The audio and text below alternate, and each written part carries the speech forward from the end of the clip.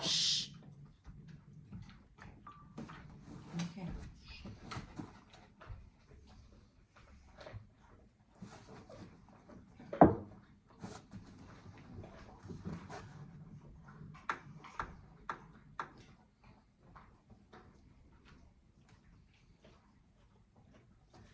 This podcast is brought to you by the non-profit organization Fairy Tales Dog Rescue in San Francisco. I'm Louise. And I'm Tiffany. And follow us down the rescue road.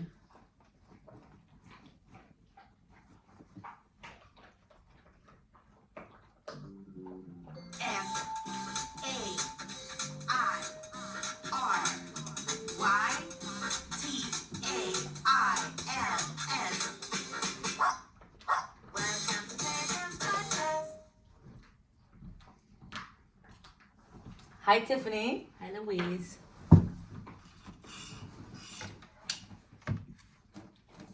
How are you? I am good. Oh, so good. Today is Yes, my go Friday. ahead. Wait. Today is my Friday. No, today's. Yes, today is your Friday. That's what you were saying. I love it. Yes. I love it when you get a Friday that's not on an actual Friday. So that's a Friday just for you. That's right. That's what was cute. Yeah. I was trying to segue into that. Yeah. So happy Friday to Tiffany. So why is it a Friday to you? You're going away this weekend. I am. I'm going to celebrate my mom's 80th birthday with my two sisters. And yeah, and I'm bringing lots of wine and champagne. Yeah, wonderful. You guys are gonna have a wonderful time. And so you are leaving our beloved little foster dog, Esmeralda, with me. And I wish you could see her. She's just like the cutest little thing. Oh my God, so freaking cute. Right now she's like hiding under a white feathery blanket, which is so cute, so you can't even see her. But she is a min pin chihuahua, like black and a little bit of tan. She's an 8-year-old mama, and she's just like got the most easygoing personality that you rarely see in dogs, right? Yeah, she's pretty awesome. She's hilarious. She just burrowed herself into this fuzzy blanket, like you said, and she just chill. Like, you know, she sits in her basket in her bed all day until she feels like ready. And then when she's ready, she's a spunky little thing. Wants to go for a walk, you know, likes to play with toys. And she is, we just had her for a week, so she's available. Yeah, she is available. Like, she has not had any difficulty warming up or, you know, adjusting to her environment or anything. But we can't say the same thing for little Miss Minerva. Oh, how's Minerva doing? So I spoke to Minerva's foster mom today. Oh my God. Yes, and so for you guys who have been following us, you know that Minerva, she was a shutdown dog in the shelter. She was on the euthanasia list, and she's been struggling in her foster home. She's been hiding in her crate, like not wanting to come out, and like she wasn't eating until day 4. She finally started like taking food, and she's just like hiding in her crate and peeing in there, and you know, like but she wasn't really aggressive, even though she was deemed aggressive in the shelter. She hasn't been aggressive to her foster mom, even though she had to, you know, like take her out of the crate to like clean it out and such. But yeah, so actually now she's made huge progress. Minerva is actually like coming out of the crate on her own will. Oh my goodness. That is like, I mean, this story needs to be documented. Is she sending pictures? Because I mean, this is going to be transformation.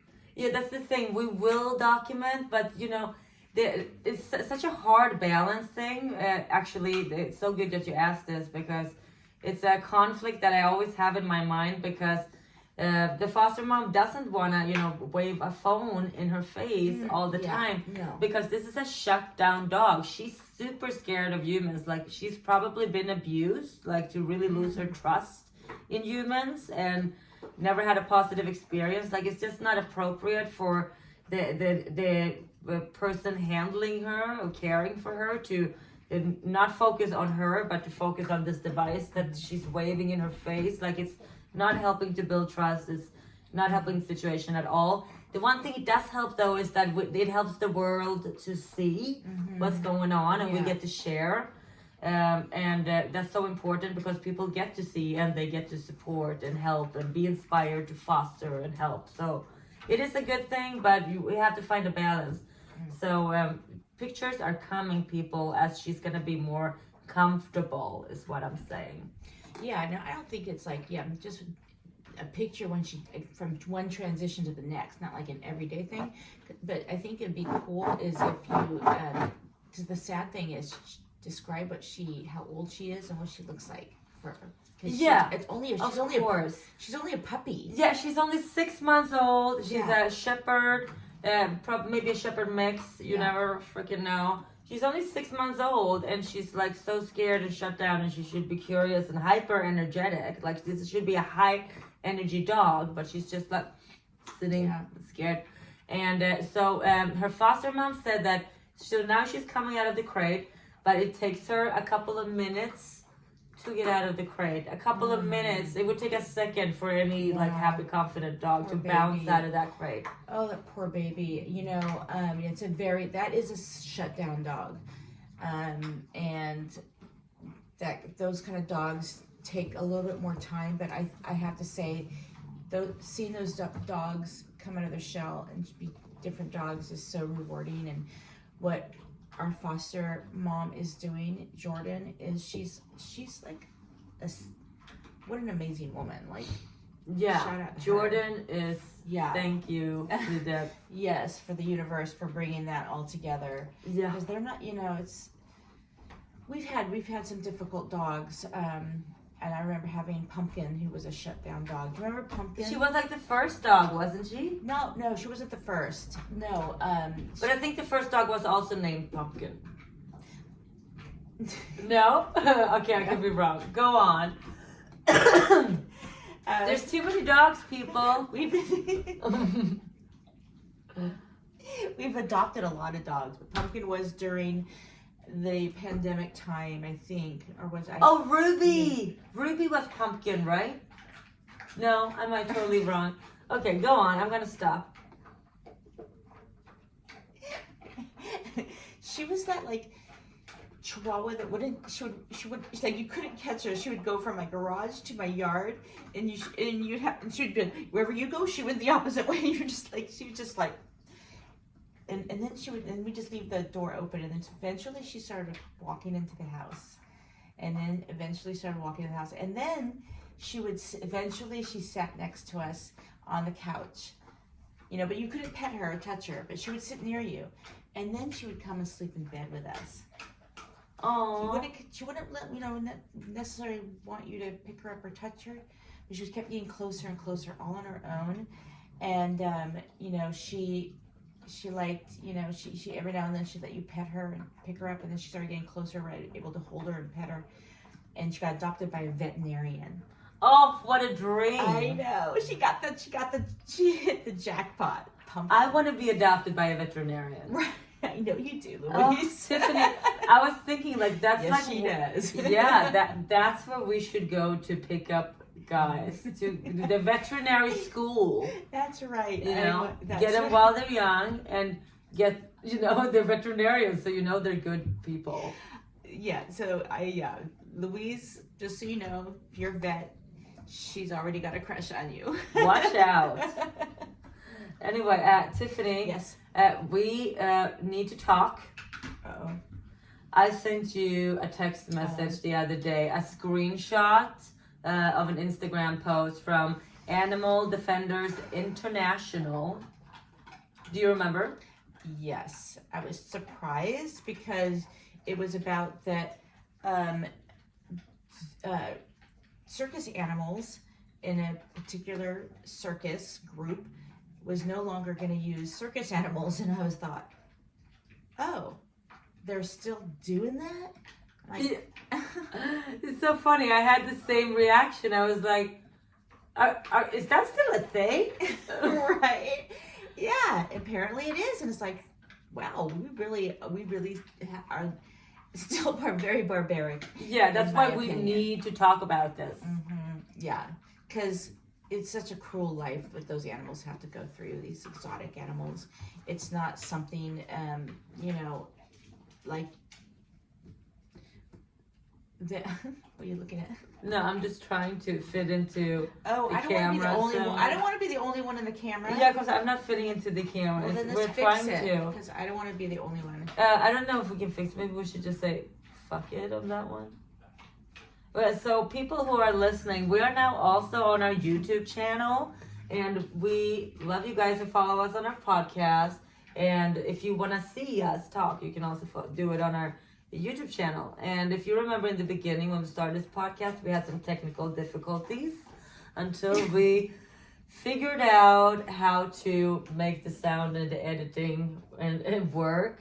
And so bear with us too now when we're starting our videos. Yeah, and you know what?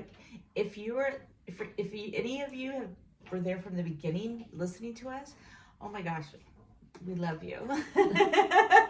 You stayed with us this whole time. Thank you. Yeah, and some of you did, so thank you so much for that.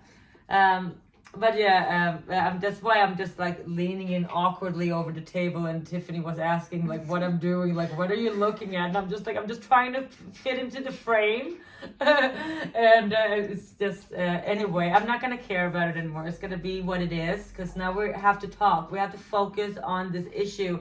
It's like we were saying, it's still apparently happening that exotic animals like elephants and camels and zebras and tigers are used in circuses, and actually a lot of families in America are bringing their kids to these shows, and they're all just like la la la la la la, oh what a great day.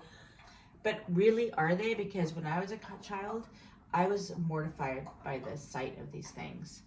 That's really good that you bring that up, because I thought about that too. Like when I was a kid and I went to the zoo, like back home in Sweden, I remember that I wasn't happy. I wasn't like enjoying it.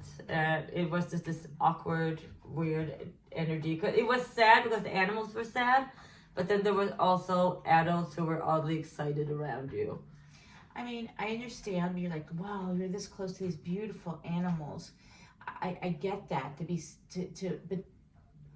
then if you appreciate them and love them, then you would, not want to see them in these situations where it's pretty shitty and depressing. Because when I was a child, the only thing that I thought about doing is sneaking in at night, let them all free. I love that. And my favorite analogy to using animals in entertainment is always like the strippers, It's like you want a girlfriend or you just want a hot time, whatever, and then you get a stripper as a substitute, and it's just like a sad situation where also usually a woman is probably suffering. And it's the same with the animals. Like you want a piece of wildlife or excitement or adventure or something exotic in your life, and this animal has to pay for it. And it's just, we're beyond that. We're moving forward, and it's illegal in so many like modern countries these days, but it's also still very prevalent. Like I lived in Lebanon for journalism, and we did a lot of stories on that country, Lebanon, being a hot spot for trade of exotic animals. Oh man, wow. Excuse me. So lions and tigers and monkeys and bears were being traded through Lebanon because of their lack of legislation and their ability to bribe the toll. Right. So it was an easy place to trade these animals, and they were being sold to circuses, and also a lot of weird like millionaires who have them as pets. Yeah. It's like ew, guys. Yeah, I know. It's an awful thought. Yeah.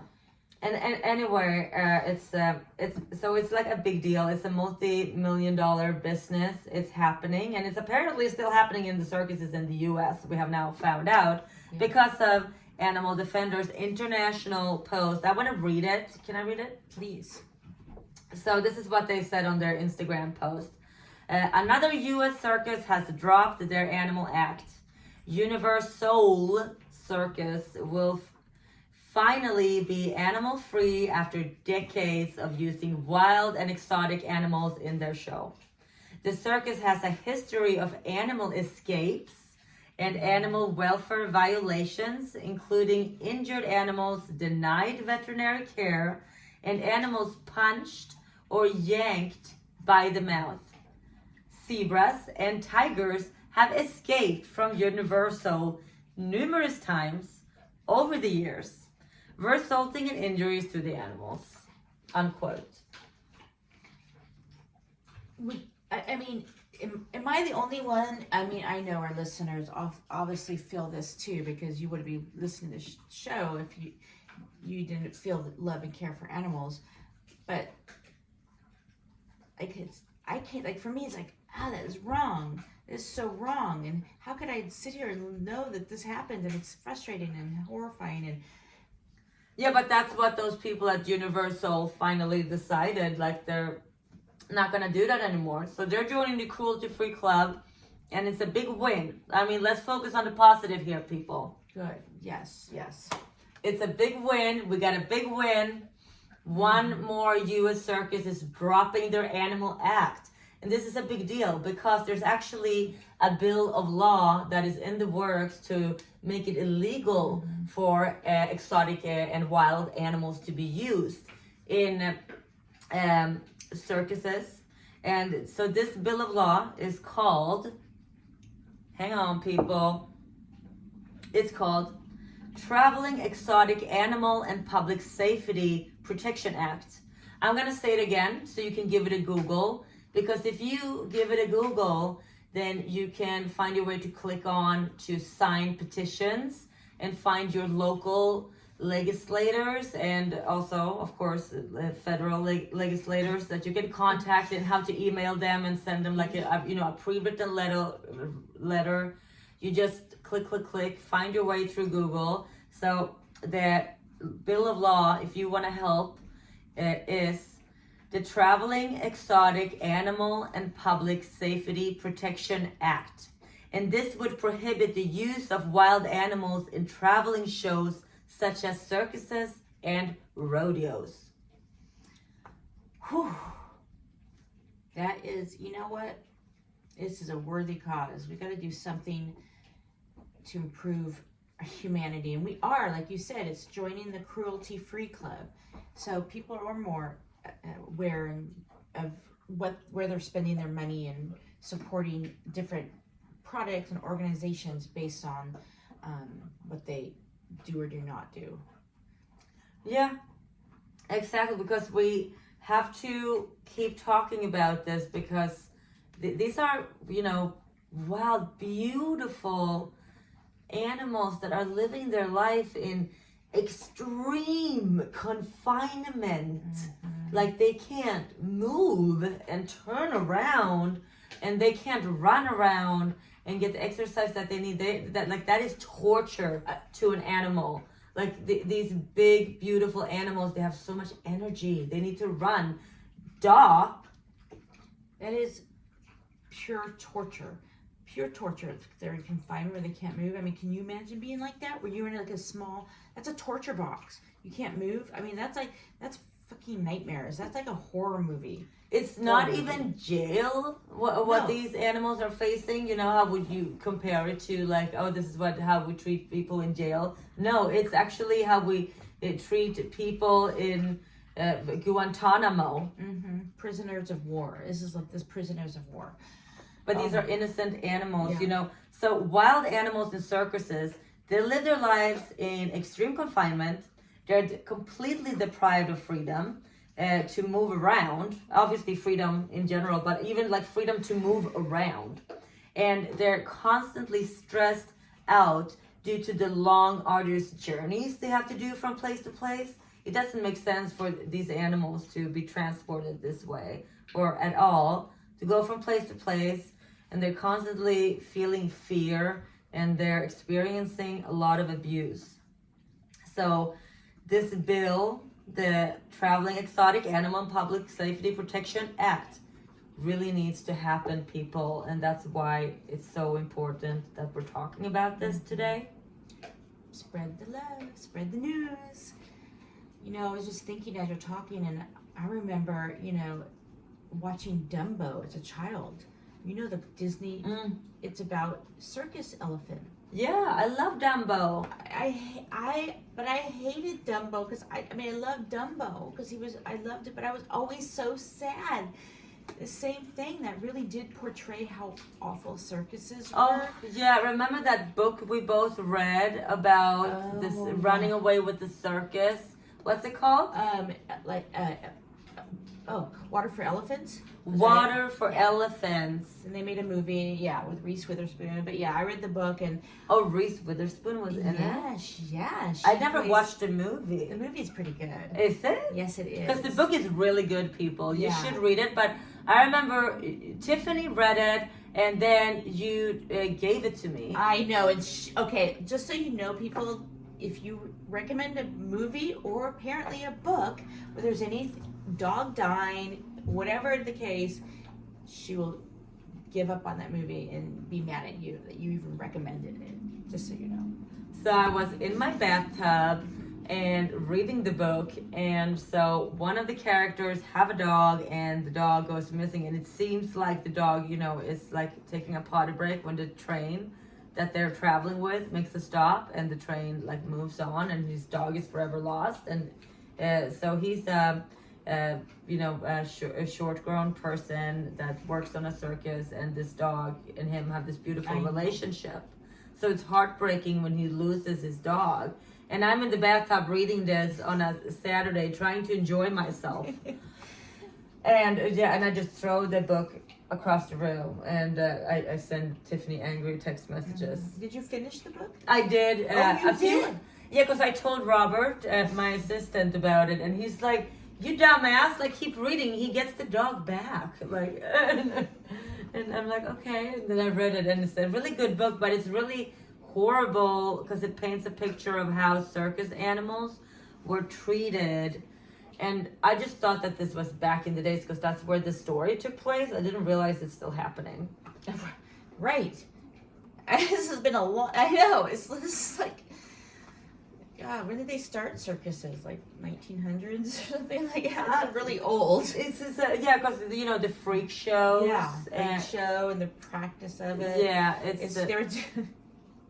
it's been a whole thing with the circuses, and now we're come to today's time when we have more and more circuses dropping out of having an animal act, and they're realizing that this is not the way to go. Tiffany, if you were a circus animal, what circus animal would you be? I'd be a monkey. Of course, like monkeys like just have fun. They get to swing around, you know. I mean, they don't look like they're having fun, but maybe, I don't know, they at least move a little bit more. Yeah, because they're smaller. That way you feel like you get more space. Or could I be like the circus mouse? Is there circus mouse? No, there's always mice in the circuit. There's always in those, Dumbo had his mice friend. You're right. There's like a mouse in the environment. Yeah, they're eating the food or a rat, whatever. I'll be the circus rat or the mouse, because then I could just be running around and like. I love that. You don't have to be abused. I'm not confined, but I'm hanging out, and I'm just gonna be like part of keep an eye on everybody. Yes. What about you? I would be. I think that the zebra. Why a zebra? Because I got a pep in my step, and I would like to trot, and I feel like horses might like to show off, perhaps more than a lion or a tiger, and I feel like I could be a zebra. Okay. Yeah, I can see that. You got the showgirl sitting on the back doing her thing. Yeah, like we would totally bond. Oh. She's all. That's Oh, my that's blanket. cute. So Esmeralda is curled up in blankets, and Journey, the pit bull, like walked by to sniff her, and she just like growled at him, like leave me alone. My blanket. And oh, Puck with his afro over there, I love it. He's a good-looking dog. Yeah, keep getting it bigger and bigger. I think can you just grow it out? I think it totally should. It should be like big old fro and then clean everywhere else. Yeah, Puck has a big fro. It's the poodle in him that's coming out. Yeah, exactly. Yeah. He's I told you I wasn't a Bichon Frise. Yeah, it's so funny. My dog Puck, who I've known for many years, and then I inherited him from his mom who passed away. We always known him as a Bichon Frise. And but then we got the DNA test because I figured he was a mutt, obviously. Turns out he's not 1% Bichon Frise. You know, but don't Bichon Frises have poodle in them? I mean, they kind of look alike. No, they don't. They don't, but they have the same white curly hair. No, they have a different texture of hair. It's tighter. It's different. So yeah, Puck is a poodle schnauzer with a hint of Cocker Spaniel and Chihuahua. So yeah, it's fun to do those DNA tests, but I mean, like it's doesn't really matter. I mean, I know, right? It doesn't really matter. It's a waste of money because all dogs are amazing, and that's what we are here to preach. They sure are. Oh my God, I know. And the funnier looking they are, the better. I love those funny looking mutts. They're my favorites. Like, you know, the short legs and the big body or something. Like. Oh yeah, and also like the deformities and the handicaps and that's like dogs. Like the weirder and like more fucked up they are, the cuter they are. I agree. Why doesn't that work for humans? I know. It really doesn't. I know that for a fact because I think that's me. I'm like weird Barbie. Weird Barbie. Oh, have you seen Barbie yet? I was thinking we should name a dog Barbie. It's a good dog name. Yeah, it's a good dog name. I haven't seen the movie, but people have been talking so much about it. I feel like I have. No, you need to go see it. We'll see it together. Yeah, I haven't been to the cinema in years. Okay, we're going to go see a movie together. Okay, we gotta go, people. Thank you so much for listening. Thank you so much. And if you feel frustrated about the circus animals and you're just like, I don't know what to do. Okay, I'm Googling the Traveling Exotic Animal and Public Safety Protection Act and like trying to help and sign. But another thing you can do is to rate our podcast where you're listening or subscribe to our YouTube channel, subscribe to this podcast. Like us, share us, help us spread the word, speak for the animals, help us be their voice. So our Instagram is fairy_tails_rescue dog_rescue. It's been a long night, people. Tiffany's laughing because I'm stuffing myself with strawberries while she's talking. And I couldn't even. Peace out. Thank you. Bye. Bye. Oh boy. Oh boy. Oh my God.